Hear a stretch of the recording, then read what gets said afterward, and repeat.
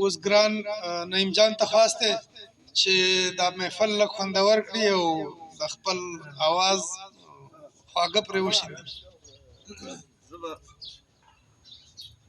بهر جان ډیره مننه، ټولو مشرانو ته هرکلی وایم او ډیر خوشحاله یم چې نن د حنیف خلیل صاحب نه داسې خبرې واورېدې چې مختلف زاویې دې پکې راواغستې. داسې ډاکټر صاحب ذکر وشو،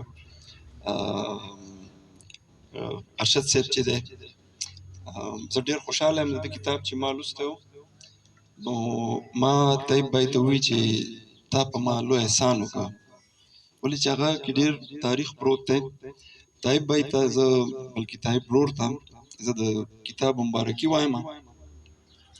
د ژبې په هکله ماته د ساحل صاحب یو شعر را یاد شو چې سیاستونه که زموږ تجارتونه نه وی، سیاستونه که زموږ تجارتونه نه وی، اوس به پښتو هم د دفتر ژبه وی. مننه. او غني خان وایي چې په والله چې له جنته به شمستون، په والله چې له جنته به شمستون که کنزل پکې وانورم د پښتون. زه به دلته یو داسې خبره وکړم چې اول خو به دا ووایم چې زموږ چې څومره سیاست سره تړلي خلک دي، نو دا به اول خپله قبله درستوي. مخکې ډېر کاروبار وشو، اوس که موږ وګورو نو 43 کالو کې یا 44 کالو کې په افغانستان کې زموږ 25 لک خلک وژلي شوي دي. داسې ما لطیف لالا ته ټلیفون وکړو، د بیمارۍ تپوس مې کوو، په پلار نیکه سره مې دوست دی، خپله را سره اشنا دی، ورسره اشنا یم. نو ما ورته ویل چې موږ 80,000 خلک مړه شو، نو هغه ووایي چې نعیم بھائی د خپل فکر درست کړه، موږ 2 لکه مړه یو. او بله دا چې خبرې ډېرې دي، په دې ډېرې خبرې کیدی شي، ډېر بحثونه کیدی شي. ما دا د 19 کاله وړیا سندره ووي، ساحل صاحب نه ما شروع کړې وه، داسې پرې راغلی یم په خپله یې کمپوزوم او په خپله یې خوښوم او بیا یې وایم. د ډاکټر حنیف خلیل خبره درته کوم دی چې اول ځل ما په پېښور پریس کلب کې ولیده، ما ته اسد دانش زموږ یار دی، مخور دی، ډېر کار یې کړی دی پښتو ته. نو هغه ما ته د رحمان بابا کلیات راکړه، ما ولوسته. داسې رحمان بابا ما خو چېرته نو پیدا کړی څنګه چې ډاکټر صاحب کړی دی. نو ما چې دی ولیده ما ورته ویل ما چې دومره غټ کار،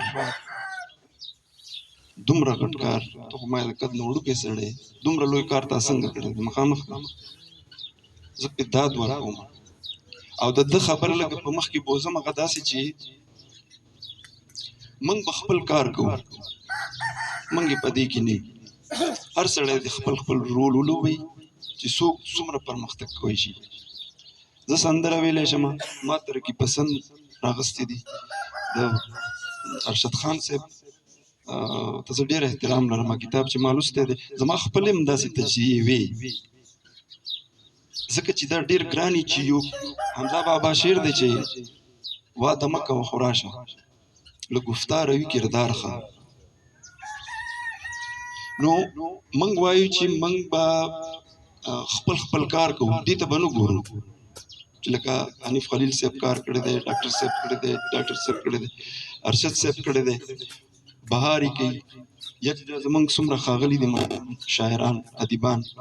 ما ساحل صاحب نه سوال وکړو، ما ته سلمه شاهین ویلي وو چې نعیم جانه ته تپوس وکړه چې د ساحل صاحب په دې هکله څه وایي. سوال هغه داسې و چې ژبه څوک ساتي. زه هسې سوالونه ساحل صاحب نه مختلف څیزونه اوچتوم، دا ته کوم، کاروان صاحب نه کوم، بابردي صاحب نه کوم، او شپون صاحب دې رب وبخښي، هغه نه ما داسې سوالونه کړي چې زه به ما سره سوال پیدا کېده او زه خپله یم نالایقه سړی. نو ساحل صاحب ما ته ووایي چې شعر ښځې شاعران او لیکوالان ژوندی ساتي. ټیک ده. نو زما هدف دا دی، زما مقصد دا دی، زه به د خپل وخت به بل چاته ورکړم چې زه داسې وایم چې موږ په خپله د حنیف خلیل صاحب هغه د خبرې په رڼا کې وایم چې موږ به کار کوو او تاسو چونکې سیاست مدارو سره کینئ پاسئ، نو زما دا خواست دی چې دوی د خپله قبله درسته کړي او د ساحل صاحب یو شعر دی چې هر لیوني د خپل جنت په طرف لار ونیوه، هر لیوني د خپل جنت په طرف لار ونیوه، هیڅوک په خپل ولس راتلونکی عذاب نه پیژني. ټیک شوه؟ نو ژبه به موږ ساتو، موږ نه وروستو به بل هم ساتي. او زه به د حنیف خلیل صاحب ته به بیا داسې یو جواب ورکړم چې اوس خلک په پښتو مین شوي دي.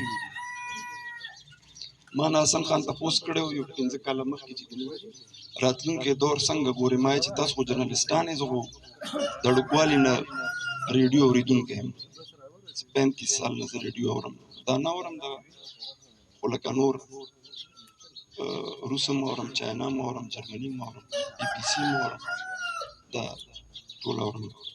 ما ورته ویل ما چې 2 چیلنجز دي چې هغه راځي، دا زه 15 کاله زړه خبره کوم چې فوج او ملا دا به ټارګېټ کېږي او په ولس کې کام پرستي راځي، ځکه چې هر سړی د هر څه شي نه ستړی شو.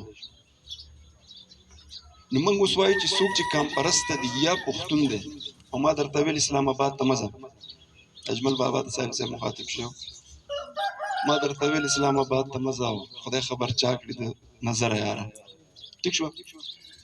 موږ به خپل رول لوبو او موږ روان یو د یووالي طرف ته.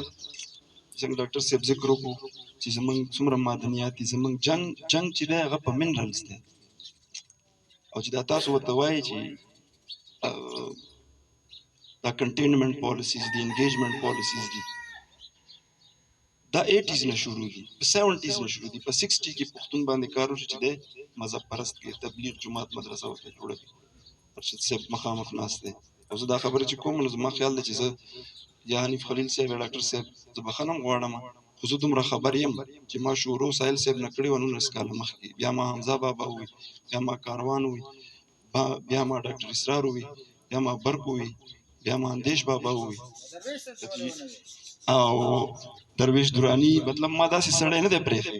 راشد خټک صاحب پکې د درویش درانی صاحب تارکلی وایم، د دې یو کلام ما په 2008 کې ویلی و چې زړه مې درد کوي له زړه ورپسې ژاړم، او دښمنان چې مې وي مړه ورپسې ژاړم، او ما د یار دغه غوښتنه هم په ځای کړه، او نه نوم اخلم او نه ورپسې ژاړم. نو هغه بیا بریالي صمدي راته فون وکړو، عیسی خان شیراني ناست دی، دا یو 15-16 کاله مخکې چې زه دا وایم، نو شیراني راته وی چې داسې ورته مه وایه، خدای خو دا صاحب شاه صابر دې ووایي چې هم ما ویلي دواړه په یو البم کې چې ستړی ستومانه چې د کار راځم تا یادومه چې په لاره راځم. نو وایي بس دا دی صاحب شاه صابر صاحب دې وي، درویش دراني صاحب دې نه وي. ما ورته ویل ما سړی هغه پیسې ګټي، موږ خو باجي خیراتي غږو پرېږده چې ووایي که نه. نو ده وایي چې نه مشره داسې مه کوه، شیراني ته غلی شه، د غریب لرې نه فون کړی دی، دواړه دې وایي، درویش دراني صاحب دې وایي، صاحب شاه صابر صاحب دې. ستاسو ډېره ډېره مننه، او رازق فهیم صاحب ته مرکلی وایم، راشد خټک هم زما شاعر دی زه یې وایم، او میا صاحب نه مننه کوم، میا صاحب زمونږ عمردراز مروت صاحب رب وبخي زمونږ دا ناستې پاستې وي. نو انشاءالله چې زه صرف دا خواست کوم چې موږ به خپل کار کوو، موږ به دې ته نه ګورو چې څوک څه کوي، او دا سوشل میډیا انټرنیټ دا دې ټول ښکاره کړه. نو مشران ناستې دي، د خپل مشرانو ته ووایي چې دې نه وروستو به موږ کار کوو، پیسې ډېرې وګټلی شوې. ډېره ډېره مننه.